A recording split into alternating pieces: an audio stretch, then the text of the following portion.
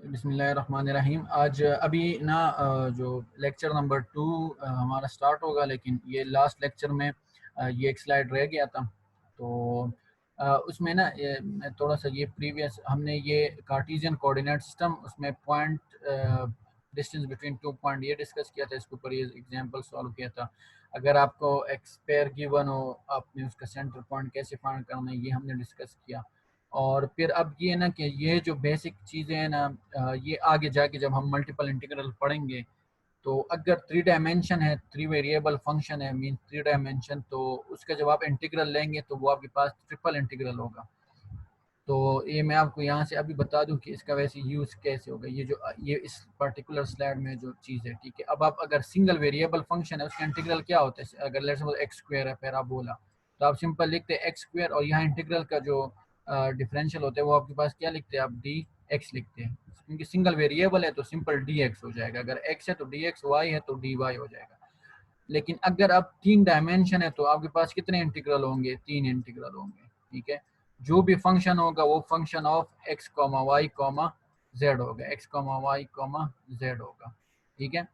तो यहाँ ये जो डी एक्स था सिंगल वेरिएबल के लिए, यहाँ क्या होगा, यहाँ आपके पास क्या होगा, यहाँ आपके पास चूंकि 3 इंटीग्रल है तो डी एक्स होगा, फिर डी वाई होगा, और फिर डी जेड होगा, ठीक है। अब ये जो D X D Y D Z है, बेसिकली आपके पास ये सिंगल डायमेंशन का मतलब ये था ना, अगर एक्स है ना, ये एक्स वेरिएबल है, तो इसमें वेरिएशन ना सिंपल एक ही डायमेंशन में आती है, और उसमें कुछ माल जब हम कंपोनेंट्स में डिवाइड करते हैं ऐसे डिफरेंशियल लेंथ में, तो सिंपल क्योंकि सिंगल डायमेंशन है तो आपके पास वो डी एक्स होगा। अगर 2 डायमेंशन होता है, ठीक है, कोई 2 डायमेंशन ऐसे प्लेन होता है, तो उसमें आपके पास ये डी एक्स हो जाएगा, ये सेट क्या हो जाता है, ये डी वाई हो जाते हैं, तो इसे प्लेन कहते हैं, ठीक है। और ये जो 3 डायमेंशन है वो आपके पास किसी भी पॉइंट को हम उसको स्पेस कहते हैं, और इसके जो ट्राइग्नोमेट्री बन रहा है, ज्योमेट्री बन रही है, वो ये जो क्यूबिक बन रहा है। तो क्यूब इज बेसिकली जो कंसिस्ट ऑफ वेरियस सरफेसेस। अब इसके ये जो फ्रंट सरफेस है इसको आप देखेंगे ना, ठीक है, तो इसमें देखो variation along this is D Y, ठीक है, along this is D Z, ठीक है। तो ये जो बन रहा है इसका ये जो फ्रंट सरफेस, इसका आपको जो डिफरेंशियल सरफेस होगा जिसको हम डी एस से रिप्रेजेंट करते हैं, तो वो क्या है, जिस जिस कंपोनेंट में वेरिएशन है उसका जो आपके पास simple product, basically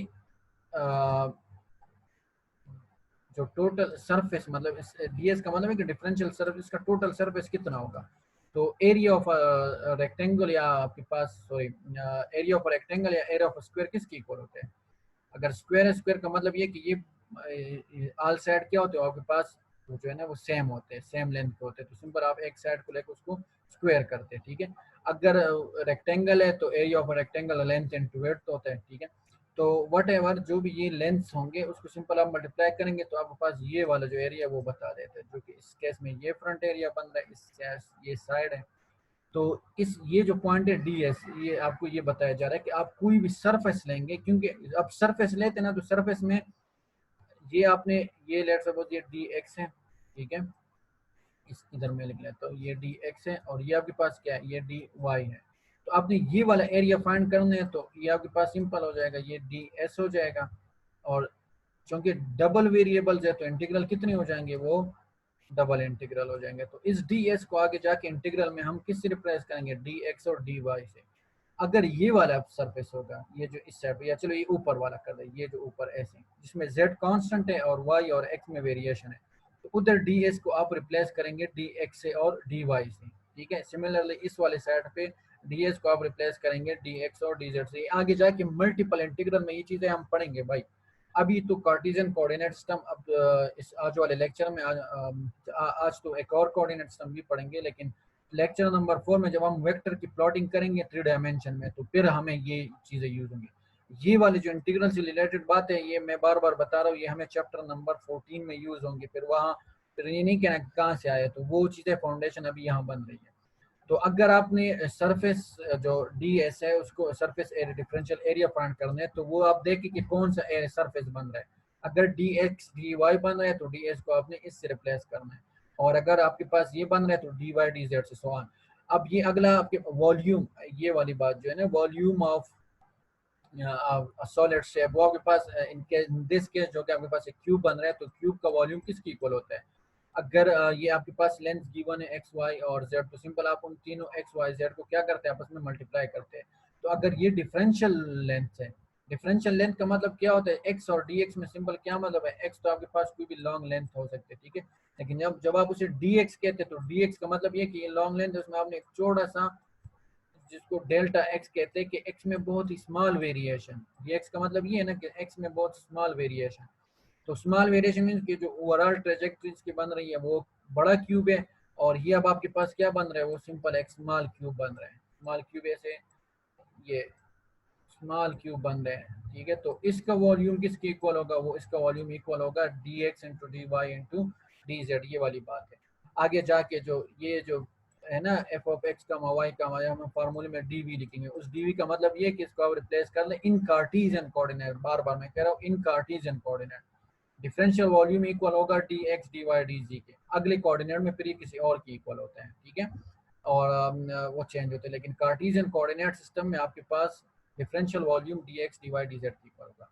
differential length, इससे पहले डिस्टेंस बिटवीन टू पॉइंट हमने डिस्कस किया था, ठीक है, ये डिस्टेंस बिटवीन टू पॉइंट, ये फाइनल माइनस इनिशियल होता है, ठीक है। अब चूंकि इसको आपने क्या कह दिया कि वेरिएशन बहुत ही कम है, तो ये क्या हो जाएगा, ये अलोंग एक्सिस वेरिएशन कम है, इसको डी एक्स कह दिया, इसको आपने क्या कह दिया, डी वाई कह दिया, और इसको आप क्या कहते हैं, अगर वेरिएशन बहुत ही कम है, स्मॉल डिफरेंशियल, तो वो D X D Y D Z हो जाएगा।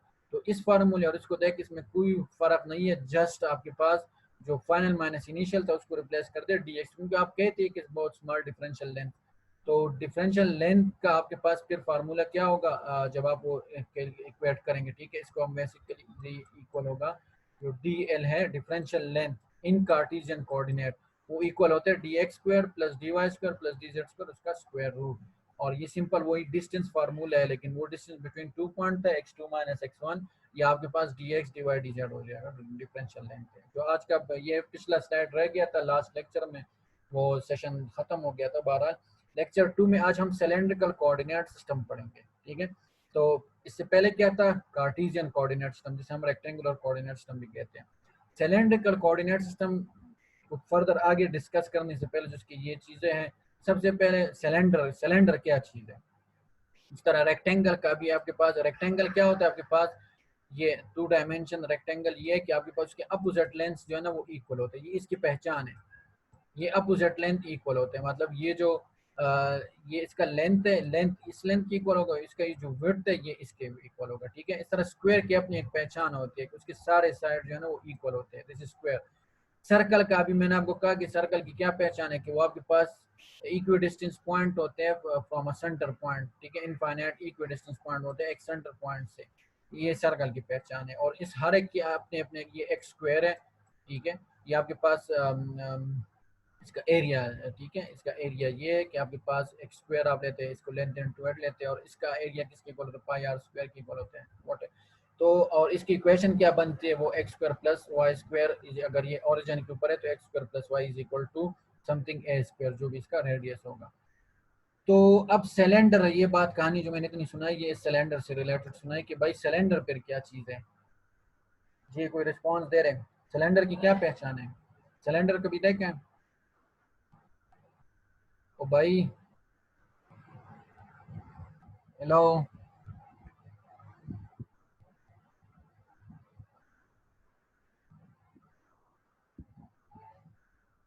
हेलो भाई, रिस्पांस दिया करो, ऐसे तो तुम लोग मेरे ख्याल में माइक ऑन वो म्यूट करके कहीं चले जाओगे, मुझे क्या पता चलेगा। हाँ, सिलेंडर की सर क्या देखो प्रॉपर्टी होती है, सिलेंडर की देखो, मैं अभी शक्ल बना कभी देखें सिलेंडर, ये आपके पास सिलेंडर होता है कि आपके पास, पहले मैं बना लेता हूँ ना, तो उसकी जो आपके ज्योमेट्री से आप समझ जाएंगे कि उसकी ज्योमेट्री क्या है। ये उसका टॉप और बॉटम ऐसे सर्कुलर शेप होता है, ठीक है। और ये पहले पहले ये प्रॉपर्टी, ये जो अपोजिट साइड्स है उसकी जो लेंथ है वो आपके पास इक्वल लेंथ के होंगे, ठीक है, ये जो लेंथ है वो इक्वल होंगे, ये जितना भी है 3 मीटर है 3 सेंटीमीटर है, ये दोनों आपके पास सेम लेंथ के होंगे, दिस एंड दिस। ये आपके पास सेम रेडियस का सर्कल होता है, ये टॉप और बॉटम, तभी आपके पास ये जो है ना वो इसे सिलेंडर कहते हैं। अदरवाइज इसमें से एक छोटा एक बड़ा होगा तो फिर उसको कॉनिक शेप कहते हैं, उसे फिर सिलेंडर नहीं कहते। अब ये सिलेंडर शेप की मैं कोशिश करता हूँ सही बनाने की, बहरहाल माउस से बन रहे हैं। तो ये देखिए सिलेंडर शेप, ये टॉप बॉटम सर्कल होते हैं जो कि आपके पास सेंटर पॉइंट सर्कल की जो भी ये प्रॉपर्टी बता दिया, और ये अपोजिट लेंथ जो आपके पास ये इक्वल लेंथ के होंगे, ठीक है, इसमें कोई ऊपर नीचे नहीं होगा। और ये सर्कल भी सेम रेडियस को बार बार बता रहा, क्योंकि इनका रेडियस कोई एक कम ज्यादा होगा तो फिर वो सिलेंडर से हम नहीं कहते, कौन कहते हैं, ठीक है। कौन देखे कभी वो आइसक्रीम वगैरह तो खाया होगा ना, कौन का शक्ल ये ऐसे होता है, देखे कभी, जी ठीक है। सर जी। तो बहरहाल हमने अब इसकी ज्योमेट्री पढ़नी है कि आपके पास कोई पॉइंट सिलेंड्रिकल कोऑर्डिनेट सिस्टम है। अभी देखिए कोई लेट सपोज अब आप ये हम क्यों पढ़ते हैं कि अगर आगे जाके जो हम फील्ड्स पढ़ेंगे ना, तो फील्ड बेसिकली ये तो इलेक्ट्रोमैग्नेटिक फील्ड कोर्स में ज़्यादा डिटेल से पढ़ाए जाते हैं, क्योंकि वो आपके पास अगर आप इलेक्ट्रिक फील्ड कैलकुलेट करते हैं किसी भी करंट कैरिंग कंडक्टर में, तो कंडक्टर आपने देखा होगा, आप लोगों ने बेसिक इलेक्ट्रॉनिक्स कोर्स पढ़ा होगा। तो कंडक्टर क्या होता है, सिंपल है कि इस तरह एक वायर होता है जिसकी शेप जो है ना उसको आप कट करें तो वो ये सिलेंडर ही बनता है, लेकिन बहुत स्मॉल साइज का, मतलब उसका रेडियस कम हो जाता है, ठीक है। ये इसका जरा बड़ा शेप है, ये आपके पास वो स्मॉल है, तो इस वजह से कोई भी इलेक्ट्रॉन्स वगैरह के फ्लूस की वजह से जो इलेक्ट्रिक फील्ड बन रही है उसको आप जब एनालाइज करते हैं तो बहरहाल उसमें हमें ये सिलेंडर क्योंकि उसका शेप यही बनते हैं, ठीक है। अब किसी इलेक्ट्रॉन या किसी भी चार्ज के अराउंड जो आपके पास सिमेट्री बनती है वो स्पेरिकल बनती है, तो उसके लिए हम स्पेरिकल कोऑर्डिनेट सिस्टम को सीखते हैं और उसमें उसको एनालाइज करते हैं उस फील्ड को, ठीक है, क्योंकि वो सिमेट्री स्पेरिकल बनती है। तो बहरहाल ये जब जिधर लेंस की बात होगी वो हम कार्टेशियन कोऑर्डिनेट सिस्टम यूज करेंगे, जिधर आपके पास शेप ट्रेजेक्टरी इस तरह बनेगी सिलेंड्रिकल, तो ये बेस्ट फिर ये होता है ठीक है, क्योंकि उसको फिर आप उधर लेंथ की केस में नहीं एनालाइज कर सकते, वो आपको एंगल्स की जरूरत पड़ती है। तो सिलेंड्रिकल कोऑर्डिनेट सिस्टम में आप किसी भी पॉइंट को किस तरह रिप्रेजेंट करते हैं, आपके पास अगेन अगर 3 डायमेंशन है तो सॉरी ये ऊपर गलत लिखा हुआ है, ये स्पेरिकल नहीं है, पीछे क्या लिखा हुआ था, सिलेंड्रिकल है, ये इसको करेक्ट करना है, ठीक है, मैं स्लाइड में फिर करेक्ट कर दूंगा, अभी ये सिलेंड्रिकल है बहरहाल, ठीक है। इसमें किसी भी पॉइंट को आप जब रिप्रेजेंट करते हैं, एक उसमें रो होता है, ठीक है, दूसरा क्या होता है आपके पास पाई होता है, और तीसरा कंपोनेंट क्या होता है वो जेड होता है, ठीक है। अब इसको कार्टेशियन के साथ कंपेयर करें तो कार्टेशियन में क्या था, एक्स था, वाई था और जेड था, ठीक है। ये भी लेंथ था, ये भी लेंथ था, ये भी लेंथ था। अब ये भी लेंथ है और ये जेड भी लेंथ है, ये रो और जेड लेंथ है, लेकिन इसमें ये जो है ना ये आपके पास एंगल है, ये जो पाई है ना ये आपके पास एंगल है। तो अब देखते हैं कि रो क्या चीज होता है और जेड और पाई ये क्या होता है, ठीक है। अब आप लेट सपोज ये, अब आप देखिए ये कहेंगे कि आपके पास ये शेप कहाँ से आ गया, तो अब ये जो हमने सिलेंडर बनाया ना इस तरह सिलेंडर, ठीक है, इस सिलेंडर को सबसे पहले एक और बात रह गई थी लास्ट लेक्चर में, इससे पहले देखिए आपके पास अगर 2 डायमेंशन हो तो उसके टोटल कोऑर्डिनेट्स कितने बनते हैं, अगर ये एक्स है ये वाई है तो टोटल कोऑर्डिनेट्स कितने बनते हैं, भाई कुछ बताया करें। ये x होता है तो ये क्या होगा, ये माइनस एक्स होता है, ये y है, ये क्या होता है, ये माइनस वाई होता है। टोटल कोऑर्डिनेट्स कितने बनते हैं, 1 2 4 3 और 4, यही है ना। अब इसमें अगर z जी सर। कंपोनेंट आ जाता है, इसको जरा मैं ऐसे करके दोबारा बना दूं कि जरा इसमें z विजिबल हो जाए, ये z आ गया इसमें। अब टोटल कोऑर्डिनेट्स कितने बनेंगे, जो बताएगा उसका एक जी नंबर सर अभी 5 है, 6 हो जाएंगे ना, जी 5 माइनस 6 प्लस। 6, शाबाश, सोचो सोचो सोचो, 6 6 बनेंगे सर। 6 भी गलत है, 5 भी गलत है, अगला बोलो। ये 4 है ना, लेकिन ना अब ये 4 ये जेड एक्सिस आ गया, ये नेगेटिव जेड एक्सिस आ गया, ठीक है। तो अब कितने बनेंगे, अब दोबारा देखो ना, 4 ऊपर बन गए और 4 नीचे, जिनकी वैल्यू जिसमें जेड की वैल्यू नीचे नेगेटिव होगी, ऊपर जेड की वैल्यू, तो 4 ऊपर और 4 नीचे, टोटल कितने हो गए, 8 हो गए। अब देखिए 8 ये जो आपके पास शेप है ना ये किस तरह बनता है, ये वही चीज है ना, सिलेंड्रिकल कोऑर्डिनेट को हमने ऐसे रख दिया, ठीक है, दरमियान में उसका आधा हिस्सा ऐसे नीचे आधा ऐसे ऊपर, और उसको हमने ऐसे काट दिया। एक तो दरमियान में काटेंगे तो 2 हिस्से हो जाएंगे, मतलब ये सर्कल जो है ना इसको ऐसे काटोगे तो दो हिस्से बन गए, एक ही और एक ही। और इसको अगर मैं ऐसे काटता हूँ, अब कितने हिस्से बन गए? 4। उसमें से ये वाला जो हिस्सा है ना, वो ये प्लॉट हुआ है। समझ आ गई? आपके पास अगर कोई भी इस तरह सिलेंडर शेप कोई भी आपके पास उधर बर्गर वर्गर अवेलेबल है, ठीक है, उस बर्गर को आप ऐसे काटें, फिर ऐसे काटें और उसमें से एक स्लाइस उठाए और उसको इस तरह positive X Y Z axis में ऐसे रख दें, तो ये जी शेप बन गई। इसमें इस शेप में आपको जस्ट हमने अब ये सिखाना है कि जो कोई पॉइंट है सिलेंड्रिकल कोऑर्डिनेट सिस्टम में, तो उसको आप कैसे रिप्रेजेंट करते हैं। उसमें ये रो क्या चीज़ है, पाई क्या चीज़ है, जेड क्या चीज़ है।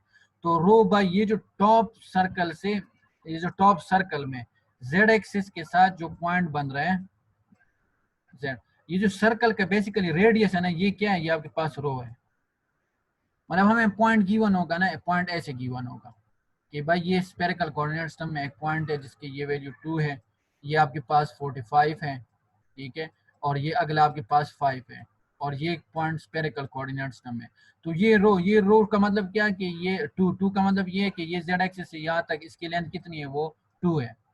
और ये 45 एंगल अभी बताता हूँ। जेड का आपके पास क्या है, जेड, ये जेड की वैल्यू 5 हो गई ना, कि ये जो जेड एक्सिस के एक्स एक्सिस से ऊपर यहाँ तक की जो वैल्यू है उसकी वैल्यू क्या है, वो 5 है, ठीक है। अब ये जो 45 एंगल है, 45 एंगल ये भाई ये पॉइंट ऊपर स्पेस में पड़ा हुआ है जिस तरह ये, इसका आपने सबसे पहले क्या करना है, ऐसे प्रोजेक्शन लेनी है एक्स वाई प्लेन के ऊपर। This is X axis, this is Y axis, ठीक है। अगर नजर नहीं आ रहा, थोड़ा सा ब्लर है, तो ये जेड एक्सिस हो गया, ठीक है। इस पॉइंट का पहले आपने रो ऊपर जेड के साथ ऐसे एक लाइन खींची, कितने सेंटीमीटर की, 2 की, ठीक है। वो यहाँ ये पॉइंट आ गया, और जेड आपके पास क्या, उस पॉइंट से नीचे प्लेन तक जितनी लेंथ है वो तो जेड हो गया, वो तो इजी है। अब ये जो 45 डिग्री है, इसको आप कैसे रिप्रेजेंट करते हैं, ये कौन सा एंगल होता है, तो इसकी प्रोजेक्शन आपने ली इधर, और उस प्रोजेक्शन को आपने मिलाना है ये जो ओरिजिन के साथ है, दिस इज ओरिजिन, ठीक है। अब ये एक लाइन आप ऐसे डॉटेड कीजिए, यहाँ से यहाँ जो एंगल बन रहे हैं वो आपके पास क्या है, पाई। और इस पाई की वैल्यू मैक्सिमम मिनिमम कितनी हो सकती है, 0। अगर 0 तो मतलब ये पॉइंट यहाँ लाई कर रहा होगा, इधर इधर लाई कर रहा है, ठीक है।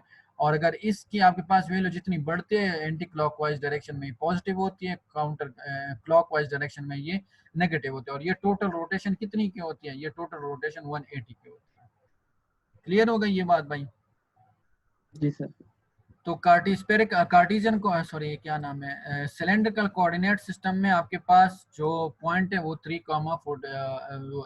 उसमें 2 लेंथ होते हैं। ये length, this is basically radius of the circle, top radius, और this is the height of the cylinder and this is the angle, ठीक है। और एंगल कौन सा, जो पॉइंट की प्रोजेक्शन एक्स वाई प्लेन में बन रही है उसके साथ जो एंगल बन रहा है वो आपने पाई लेना है। अगली बात इसमें, ये जो डिफरेंशियल लेंथ है वेरी इंपॉर्टेंट है। डिफरेंशियल लेंथ का मतलब ये कि अगर आप इधर ये पहला पॉइंट है लेट्स सपोज, ठीक है, और यहाँ से आप थोड़ा सा मूव होते हैं यहाँ, तो देखे आपके पास तीनों डायमेंशन चेंज हो जाते हैं, रो भी चेंज हो गया, वाई भी चेंज, जेड भी चेंज हो गया, और पाई भी चेंज हो गया। तो फिर उस डिफरेंशियल लेंथ को जिस तरह हम उधर लिखते थे D X D Y D Z, तो यहाँ क्या लिखेंगे, तो अगर रो में आपके पास मतलब यहाँ से यहाँ ये पॉइंट है, यहाँ से आप थोड़ा सा आगे गए तो डी रो में चेंज होगा, इसलिए इसको डी रो से रिप्रेजेंट किया, ठीक है। और अगर z था, यहाँ से आप ऊपर चले गए तो वेरिएशन इन z है वो आपके पास dz हो जाएगा। लेकिन जब आप एंगल मूव करते हैं ना, दिस इज थोड़ा सा क्रिटिकल, इसका प्रूफ बुक में मौजूद है, ठीक है। तो ये एक बेसिकली एक थ्योरम भी है, एक लॉ है कि आपके पास जब एंगल चेंज हो रहे तो एंगल के साथ रो भी आपने फिर मल्टीप्लाई करना है। सिंपल आप डी पाई नहीं लिख सकते, आप सिंपल ये नहीं लिख सकते कि डी रो फिर डी पाई और डी जेड। ये डी जेड और डी रो तो ठीक है, लेकिन ये जो डी पाई, जब पाई में जब वेरिएशन आते हैं तो पाई के साथ रो में भी वेरिएशन आता है, इसलिए ये इसके साथ ये कि रो लगाया हुआ है। तो डिफरेंशियल वॉल्यूम इसका आप क्या हो जाएगा, आप देखें इसका डिफरेंशियल वॉल्यूम क्या होगा, वो देखिए एक आ गया आपके पास डी रो आ गया था, दूसरा आपके पास आ गया था डी जेड आ गया था, और डी पाई का आ गया था रो डी और पाई, ठीक है, रो डी पाई। तो डिफरेंशियल वॉल्यूम किसके इक्वल होगा, this is D V, sorry this is D V, this is D V. जो कार्टेशियन कोऑर्डिनेट सिस्टम में क्या था, D X D Y D Z, यहाँ क्या होगा डिफरेंशियल वॉल्यूम, वो इन तीनों का प्रोडक्ट, तो वो डी रो डी पाई डी जेड। और ये जो रो है ना, चूंकि मल्टीप्लिकेशन में तो आप इसको पहले लिख सकते हैं, लेकिन बेसिकली ये रो डी पाई के साथ ही होता है, ठीक है, this is with D pi. तो इन तीनों का प्रोडक्ट आगे जाके मल्टीपल इंटीग्रल में अगर वो पॉइंट या जो हमने फंक्शन एनालाइज करना है वो सिलेंड्रिकल में है, ठीक है। तो सिलेंड्रिकल में डिफरेंशियल वॉल्यूम को आपने किससे रिप्लेस करना है, रो डी पाई और डी रो और डी जेड। वहां फिर ये नहीं पूछना कि ये कहाँ से आ गया, भाई ये यहाँ से आ गया, क्योंकि आपके पास जब सिलेंड्रिकल कोऑर्डिनेट्स में आप डिफरेंशियल वॉल्यूम फाइंड करते हैं तो वो इसके इक्वल होते हैं, क्योंकि उनके डिफरेंशियल लेंथ ही इसके इक्वल होते हैं। और वॉल्यूम आपके पास x into Y into Z के जो डिफरेंशियल्स हैं वो जो कि आपके पास इस केस में सिलेंड्रिकल में ये टर्म्स बन रहे हैं, इनको अपनी मल्टीप्लाई करना है। अगेन अगर आपने कोई जो दो डिफरेंशियल लेंस लेने तो देखना है कि आपके पास कौन सा सरफेस बन रहा है। तो अगर आपके पास इधर आप देखेंगे इस वाले पिछले वाले में, इधर इस टॉप वाले को देखें ये वाला और ये, तो इसमें डी रो और डी पाई में वेरिएशन है ना, this is D rho and this side is rho pi D pi. तो इसको अगर आप डी एस लिखेंगे ना तो this D S will be equal to वो आपके पास D rho, this is D rho. मैं लिख लेता हूँ, अभी माउस थोड़ा सा सही नहीं काम कर रहा, ये डी रो हो जाएगा और दिस इज रो डी पाई, इन दोनों का प्रोडक्ट। सिमिलरली अगर आपने ये वाला सरफेस लेना है दिस वन, तो वो आपके पास D Z into rho D pi, ठीक है। इस तरह ये तड़ के लिए आपने क्या करना है, और तड़ के लिए आपने इसमें डी जेड और डी पाई सिंपल हो जाएगा, डी रो और डी जेड हो जाएगा। तो 12 ये देखने के कौन सा सर्विस बनता है।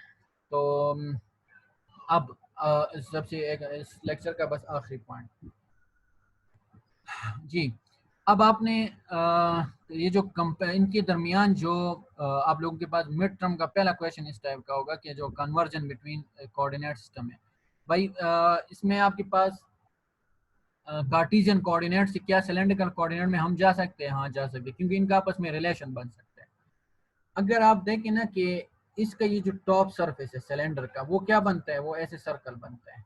सर्कल क्या होता है, सर्कल आपके पास इक्वी डिस्टेंस पॉइंट्स होते हैं फ्रॉम अ सेंटर पॉइंट, ठीक है, ये हो गया।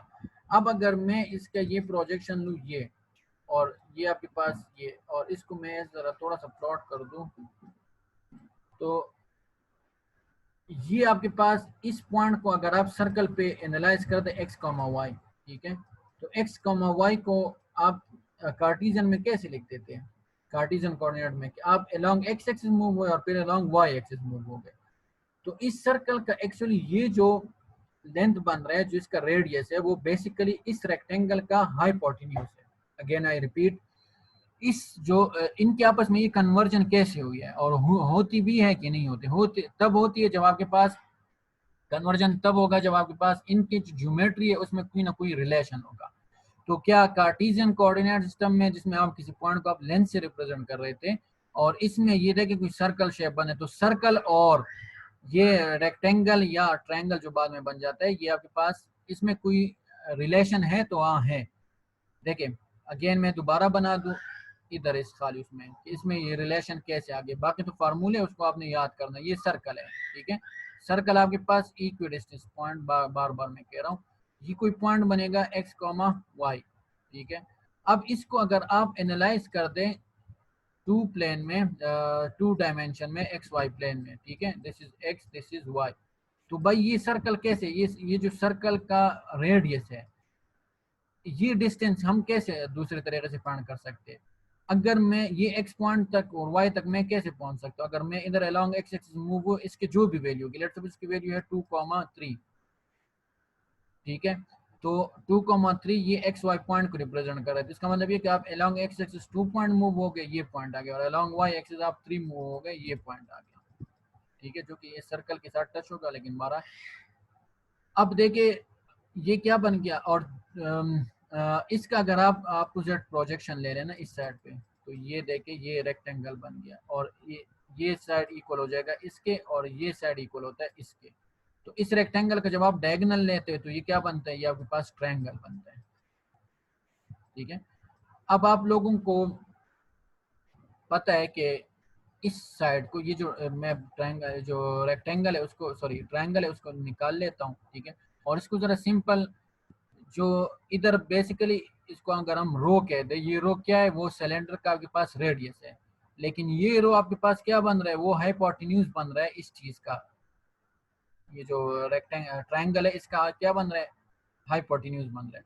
और अकॉर्डिंग टू पाइथागोरस थ्योरम इसका अगर आप लेंथ फाइंड करेंगे तो वो आपके पास इक्वल होता है एक्स स्क्वायर के, जो ये एक्स लेंथ है, ठीक है, और ये वाई इसका स्क्वायर, ठीक है।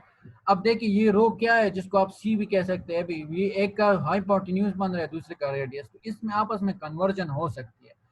और कन्वर्जन आप किस तरह की देखें, ये इस पॉइंट को आप एक और तरीके से भी पहुंच सकते हैं, जिसको अगर ये क्या बन रहा है इसमें थीटा, और इस लेंस को आप एंगल की फॉर्म में भी रिप्रेजेंट कर सकते हैं। अगर आपको याद हो मैट्रिक एफएससी में आप लोगों ने पढ़ा होगा, अगर इस लेंथ का हम क्या लें थीटा लें, सॉरी इस एंगल का हम साइन ले, तो साइन ऑफ दिस एंगल किसकी इक्वल होता है, वो opposite side divided by hypotenuse, ऐसे होता है ना। हाइपोटेन्यूज की वैल्यू क्या है, वो रो है, तो वाई किसकी इक्वल हो जाएगा, वो रो साइन ऑफ थीटा की।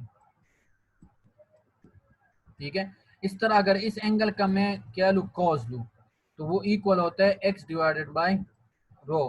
ठीक है, तो अगर मैं इससे रो निकालना चाहूँ तो रो इक्वल हो जाएगा वो x into cos of theta.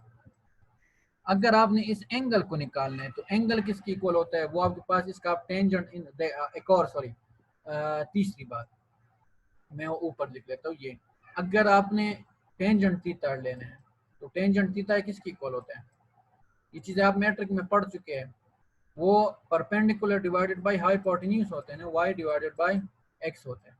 ठीक है, अब अगर मैंने थीटा निकालना है तो मैं क्या करूंगा, इसको इस साइड पे ले आऊंगा तो क्या हो जाएगा, टेंजेंट इनवर्स हो जाएगा y बाय एक्स।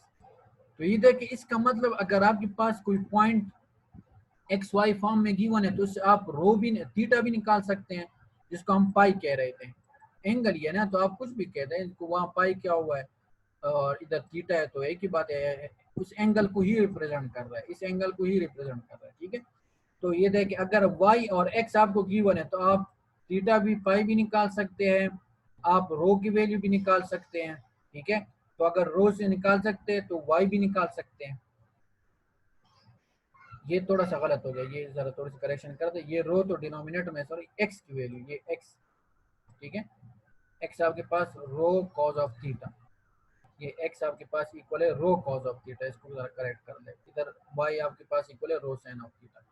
तो अगर y आपने निकालने है रो और थीटा की वैल्यू गिवन है तो y निकाल सकते हैं। अगर रो रनिंग आउट ऑफ टाइम पे आ गया, चलो इसको जल्दी जल्दी करते हैं। ठीक है, तो बहरहाल ये पिछले स्लाइड में मैंने आपको थोड़ा सा प्रूफ करा दिया। ये देखें, ये आपके पास अगर आपके पास सिलेंड्रिकल कोऑर्डिनेट सिस्टम में पॉइंट गिवन है रो और सॉरी ये रो और पाई, तो एक्स और वाई और जेड आपने कैसे निकालना। देखिए जेड तो जो होगा वो तो सेम टू सेम है, क्योंकि वो उस हाइट को रिप्रेजेंट कर रहा है। ठीक है, जेड जो सिलेंड्रिकल में होगा वो कार्टेशियन में भी वही जेड होगा लेकिन जो एक्स और वाई है उसमें आपने जो रो की वैल्यू गिवन है उसको कॉस पाई पहले लेने एंगल का, और रो के साथ मल्टीप्लाई करना है, जो भी वैल्यू आएगी इस तरह साइन पाई लेंगे, रो के साथ मल्टीप्लाई करेंगे, वाई आ जाएगा।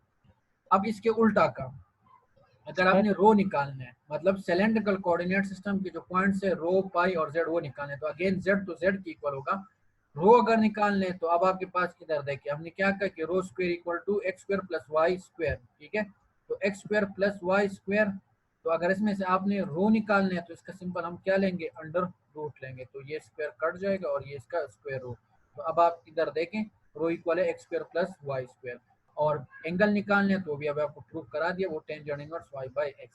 तो भाई ये बेसिकली कन्वर्जन है from Cartesian to cylindrical and cylindrical to Cartesian, ये याद रखें अगर आपको पॉइंट ये, क्योंकि हमें कभी आगे जाके जरूरत पड़ेगी ना कि कुछ कैलकुलेशन कार्टेशियन में इजी होगा, तो फिर हमको हमें पॉइंट सिलेंड्रिकल से उसमें कन्वर्ट करके सॉल्व करेंगे, फिर वापस इधर लाएंगे, और नहीं तो इधर ही उसको सॉल्व जो भी हमें अगर कंसर्न चीज है वो फाइंड हो जाते हैं, फिर जरूरत नहीं है दोबारा कन्वर्ट करने की। ठीक है, इस तरह अगर कार्टेशियन में मुश्किल है गिवन उसमें और सिलेंड्रिकल में है, तो हमने कन्वर्जन पॉइंट्स की कैसे करनी है, तो ये दो पॉइंट्स आप ये दोनों जो फार्मूले है भाई ये आप लोगों ने याद रखने हैं। ये बात क्लियर हो गई।